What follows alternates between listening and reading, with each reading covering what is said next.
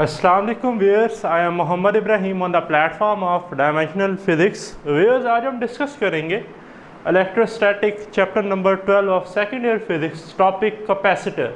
Student, आप जानते हैं कि जो हमारे फैंस होते हैं घर में, उनमें भी कैपेसिटर यूज़ होते हैं।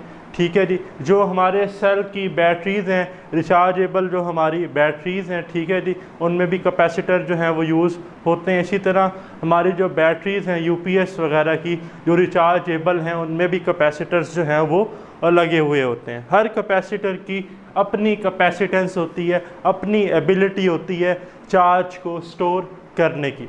तो आज हम एक बेसिक सा इंट्रो पढ़ेंगे कैपेसिटर के बारे में। और आपकी सेकेंड ईयर की फिज़िक्स में जो मेन कैपेसिटर की टाइप डिस्कस की गई है वो है स्टूडेंट्स पैरेलल प्लेट कैपेसिटर। तो आइए स्टार्ट करते हैं। स्टूडेंट, डेफिनेशन है the device used to store electric charge in the form of electric field is called capacitor. ठीक है जी। ऐसी डिवाइस जो इलेक्ट्रिकल चार्ज को स्टोर करती है उसे हम क्या कहते हैं जी? कैपेसिटर। ठीक है जी।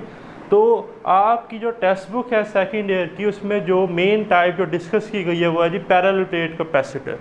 तो आइए डिफाइन करते हैं पैरेलल प्लेट कैपेसिटर को। A parallel plate capacitor consisting of two conducting parallel plates.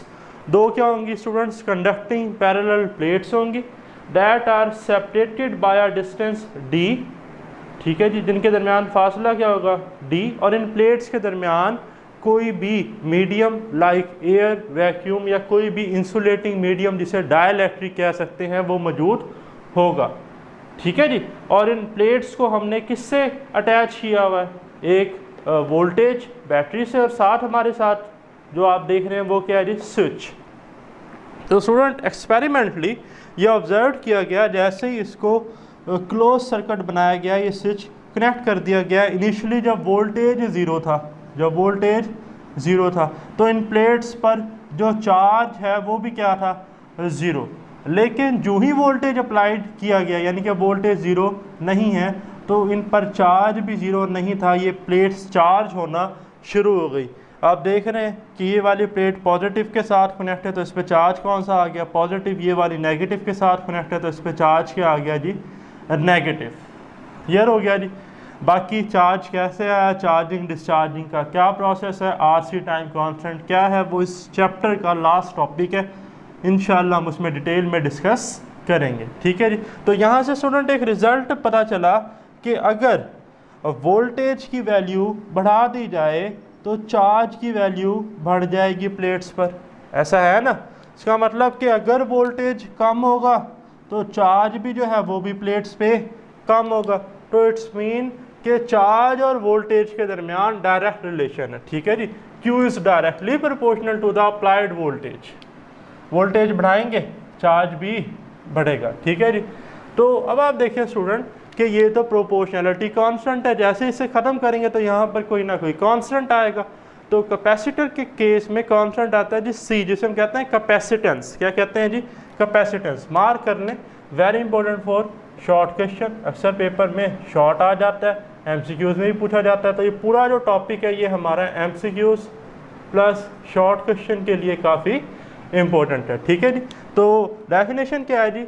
Ability of a capacitor to store electric charge called capacitance. ठीक है जी। किसी भी कैपेसिटर की एबिलिटी जो है वो उसकी कैपेसिटेंस कहलाती है कि वो कितना चार्ज जो है वो स्टोर कर सकता है। ठीक है जी। तो इस फार्मूले के अकॉर्डिंग अगर मैं V को इधर डिवाइड कर दूं तो C आ जाएगा Q ओवर V। ठीक है जी। तो कैपेसिटेंस का जो फार्मूला है वो है Q ओवर V। तो इट ऐसा यूनिट इज फैरड। ठीक है जी। कैपेसिटेंस का जो ऐसा यूनिट है वो हमारे पास क्या है जी? फैरड। तो 1 फैरड जो है वो बराबर होता है 1 coulomb divided by 1 volt.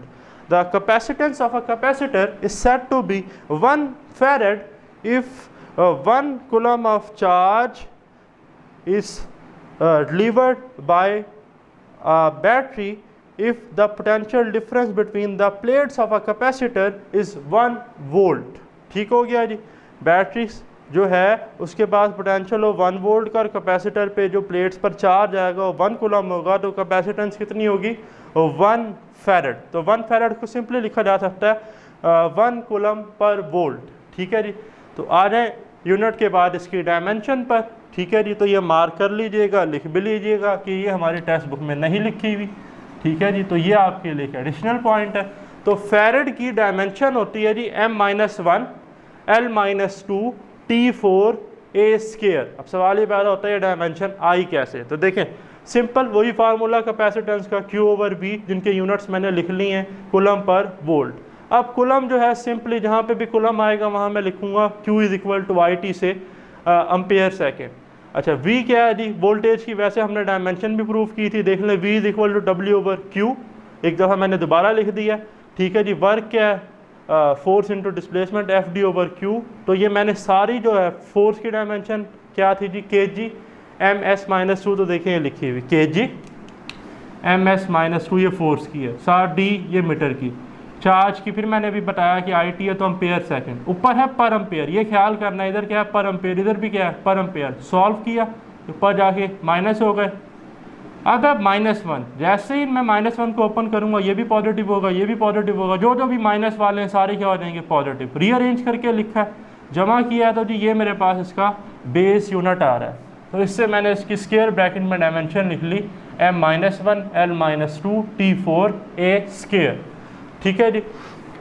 Capacitor जो है जी उसकी जो कैपेसिटेंस है वो किन फैक्टर्स पर डिपेंड करती है। ठीक है जी। डिपेंडेंस ऑफ कैपेसिटेंस, तो याद रखना स्टूडेंट कैपेसिटेंस जो है वो एरिया ऑफ प्लेट पर डिपेंड करती है, डिस्टेंस बिटवीन द प्लेट्स पर डिपेंड करती है, मीन ज्योमेट्री पर जो है वो डिपेंड करती है। ठीक है जी। नेचर ऑफ मीडियम पर डिपेंड करती है, आया कि हमारे पास जो इंसुलेटर है उसकी नेचर जो है वो क्या है, या इंसुलेटर प्रेजेंट भी है या नहीं है। ठीक है जी।